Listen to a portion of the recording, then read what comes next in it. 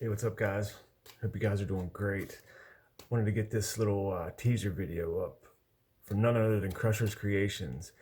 I got a package in the mail. I'll show you his info real quick. You know, you guys know Brian, of course. He's come out with an anniversary scent. Man, it's called Wild Child. And the scent to this, just, I say that I feel like deja vu. Every time he comes up with a scent, it's like, I don't think he's going to top this one. Or you say to Brian, I don't think he can top this one. And sure enough, he comes out with another scent that tops that one.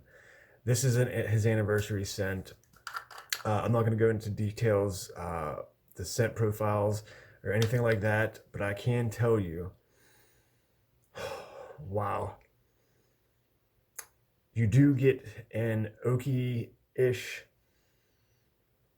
I don't want to say fruity, I'll say an oakish berry, cologne-ish type scent. And I tell you, Brian never ceases to amaze me. Look at that.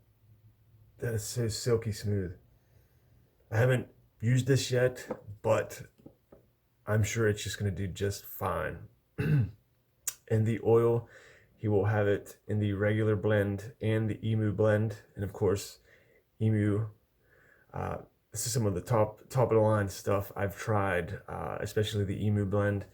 And I tell you, he's got it going over there. I'm going to throw some of this in, a couple drops, because you definitely don't want to waste this. Oh, man. It definitely has that manly, musky. Guys, this will be available January 1st. You have plenty of time to save your pennies if you have to. I know, like me, sometimes I do have to save my pennies up. But I will say, Brian does have Sezzle. I've used it several times buying his products, so that's a plus. But it's called Wild Child. Guys, you do not want to miss out on this. It's his anniversary scent. It's coming January 1st. Be there and just don't miss out. You do not want to miss this. I'll catch you guys on the next one. Peace.